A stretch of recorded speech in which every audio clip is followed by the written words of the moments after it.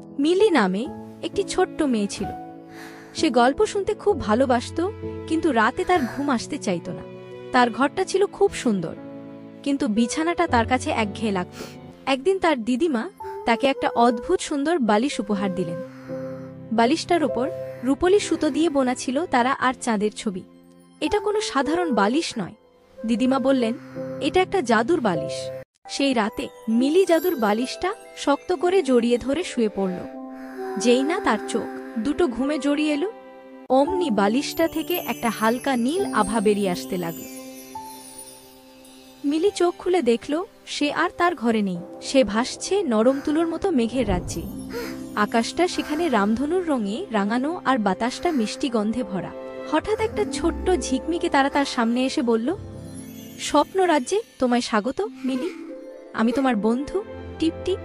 টিপটিপ বলল, এই রাজ্যে তুমি যা চাইবে তাই হবে, শুধু মন দিয়ে ভাবতে হবে। মিলি চারদিকে তাকিয়ে ভাবল, ইস, যদি একটা নদী থাকতো। অমনি তাদের সামনে দিয়ে বয়ে গেল এক রূপলি নদী। সেই নদীতে জলের বদলে ঝিকমিক করছিল তরল চাঁদের আলো। ছোট ছোট রূপোর নৌকো সেই নদীতে ভেসে বেড়াচ্ছিল। মিলি আর টিপটিপ একটা ছোট্ট রূপোর নৌকোয় চড়ে বসল। নদী দিয়ে যেতে যেতে মিলি দেখল জলের নিচে খেলা করছে হাজার হাজার রূপলি মাছ।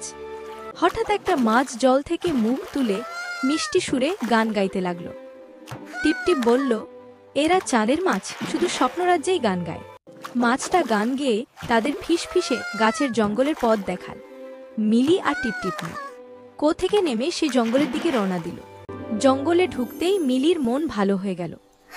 পাতার নরম আলো আর মিষ্টি বাতাসে গাছেদের ফিসফিসানি স্পষ্ট শোনা যাচ্ছিল। এক বুড়ো গাছ মিলিকে ডাকল। কাছে যেতেই সে ফিসফিস করে ধাঁধা বলল, যেখানে ফলে ক্যান্ডি, ফোটে চকলেট ফুল, আমার পথে গেলে মিলবে সেই ভুলভ্রান্তিহীন মূল। ধাঁধা মেলাতেই তারা পৌঁছাল এক আশ্চর্য বাগানে। গাছে ললিপপ, মাটিতে চকোলেট ফুল। মিলি বিস্ময়ে চারদিকে তাকিয়ে রইল। বাগানে ছোট ছোট বামনেরা ক্যান্ডি টুপি পরে কাজ করছিল। মিলিকে দেখে তারা হেসে একটি চকোলেট ফুল উপহার দিল।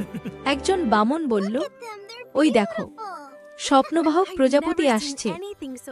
ওরাই স্বপ্ন রানীর কাছে সবার স্বপ্ন পৌঁছে দেয়। হঠাৎ এক বিশাল রঙিন প্রজাপতি উড়ে এসে সামনে বসল। তার ডানা ছিল রামধনুর মতো ঝলমলে। টিপটিপ বলল, চলো আমরা ওর পিঠে চড়ে উড়ে বেড়াই।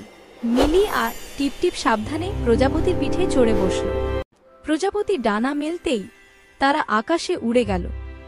মার্শমেলো নরম মেঘ ছুঁয়ে মিষ্টি সুরে ভেসে চলল। উড়তে উড়তে তারা দেখল ঝকঝকে কাঁচের একটা দুর্গ। টিপটিপ বলল, ওটাই স্বপ্ন রানীর মহল। দুর্গ থেকে তারার মতো আলো ঝলমল করছিল। প্রজাপতি তাদের দুর্গের উঠোনে নামাল। হিরে পান্না বাঁধানো উঠোনটা সূর্যের আলোয় ঝলমল করছিল। দুর্গের দরজায় দাঁড়ানো উজ্জ্বল প্রহরীদের শরীর থেকে বেরোচ্ছিল তারার আলো। একজন প্রহরী হেসে মিলিকে ভেতরে যাওয়ার পথ দেখাল। প্রহরীকে অনুসরণ করে মিলি আর টিপটিপ ঢুকল এক বিশাল স্ফটিক ঘরে। নক্ষত্রের মতো ঝাড়বাতি ঝুলছিল ছাদ থেকে। ঘরের শেষে সিংহাসনে বসেছিলেন স্বপ্ন রানী। মাথায় তারার মুকুট, গায়ে চাঁদের আলো জ্যোতির পোশাক। মিলিকে দেখে তিনি মিষ্টি হেসে হাত নাড়লেন। ফেরার সময় হল। টিপটিপ মিলিকে তার মেঘের কাছে আনল। সামনে আবছা আলোর দরজা। এটাই তোমার ফেরার পথ, বলল টিপটিপ। মিলির ঘুম ভাঙল। সে নিজের বিছানায় জাদুর বালিশ জড়িয়ে হাসছে। সে বুঝল এখন থেকে প্রতিটি রাতই হবে নতুন এক অভিযান।